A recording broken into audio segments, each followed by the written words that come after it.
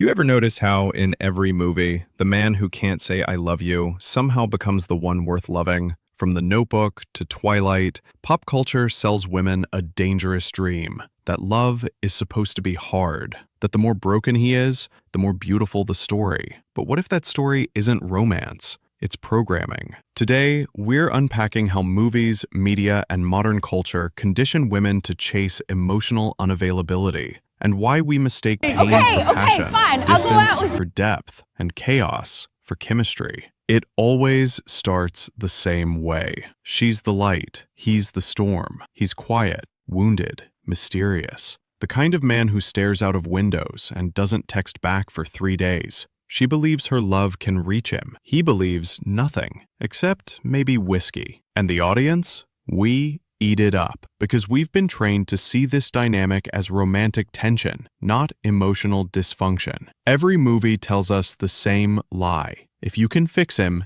he'll finally love you. It's The Notebook. It's Twilight. It's Beauty and the Beast. It's even 50 Shades of Grey, wrapped in luxury handcuffs. The formula is ancient. The woman heals the broken man, and his eventual love becomes her reward. But hidden underneath that fantasy is a brutal message, one that shapes how millions of women define love in real life. Pop culture doesn't just entertain, it teaches. And what it teaches women over and over is that love equals labor. You're supposed to work for it. You're supposed to earn affection. You're supposed to prove your worth through patience and pain. That's why emotionally available men, the ones who text back, who listen, who ask questions, often feel boring. Because after years of watching love packaged as struggle, stability looks like the absence of chemistry. We've confused peace with emptiness,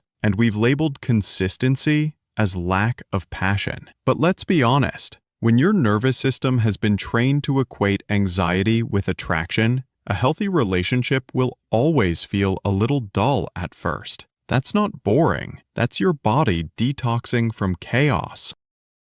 1. The script we all know. Think of The Notebook. Noah's emotionally volatile, obsessive, jealous, but the movie calls it devotion. He builds a house for her. He yells, he disappears, he reappears. It's cinematic. It's intense. But in real life, that's emotional whiplash. Or Twilight. Edward literally tells Bella, "You shouldn't be with me." She hears, "Challenge accepted." His mood swings are mythologized as mystery, his distance as depth. And when he finally opens up, instant dopamine hit. Proof the suffering was worth it. That's how the pattern starts. You begin to crave the highs and lows, the heartbreak and the reconciliation. You're not in love, you're in withdrawal and relief. It's not connection, it's chemical addiction. The brain chemistry of toxic love. When someone gives you attention and then pulls it away, your brain releases dopamine when they come back. That unpredictable reward system, attention, silence, attention,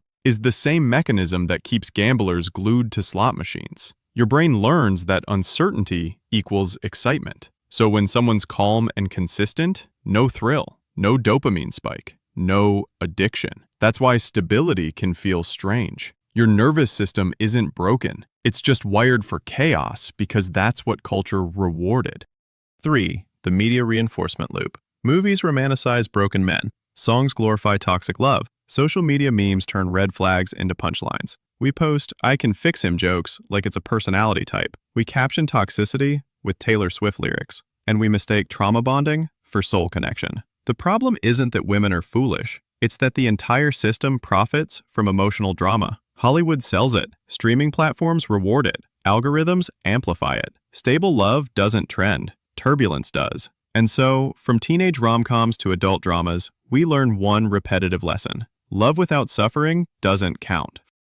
4. The archetype of the damaged man. We call him mysterious, complex, deep. But what he really is emotionally unavailable. He's the man who's been through too much. He doesn't talk about his feelings. He disappears for days. And yet, he always has a soft spot for you. That's not romance. That's ego bait. Because the story tells you that you're the exception. You're the one who can reach the unreachable. Your love can fix what trauma broke. That's not empowerment. It's emotional labor disguised as destiny. Here's the uncomfortable truth. Hollywood didn't invent this. It just polished an ancient myth. The idea that a woman's role is to heal a man goes back centuries, from fairy tales to religious archetypes. The Redeemer woman, the angel in the house, the one who sacrifices herself to restore him. And when that story repeats for generations, it rewires cultural expectation. Women learn to nurture dysfunction. Men learn that withholding emotion makes them desirable. That's not love, that's conditioning. But here's the twist. This conditioning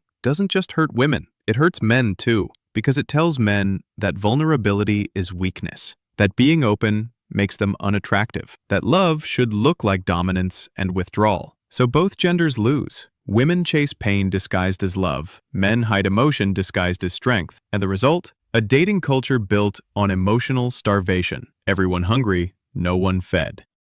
So how do we unlearn it? Step 1. Recognize that chemistry isn't compatibility. That electric rush you feel when someone's inconsistent, that's not fate. It's your nervous system saying, oh, this feels familiar. Familiar doesn't mean safe. It just means known. Step 2. Rewire what you call boring. Healthy love isn't fireworks. It's oxygen. You don't notice it when it's there, but you suffocate when it's gone. Step 3. Redefine romance. Stop mistaking chaos for depth. Depth is consistency. Depth is communication. Depth is feeling safe enough to be honest, not dramatic enough to be destroyed. Because here's the real plot twist. Love isn't supposed to be hard. It's supposed to be healing. Pop culture taught us that love is a battlefield, but maybe it's just supposed to be a garden. It doesn't need saving. It needs tending. So next time you feel drawn to the one who pulls away, remember, it's not love if you have to convince them to love you back. Healthy love doesn't chase.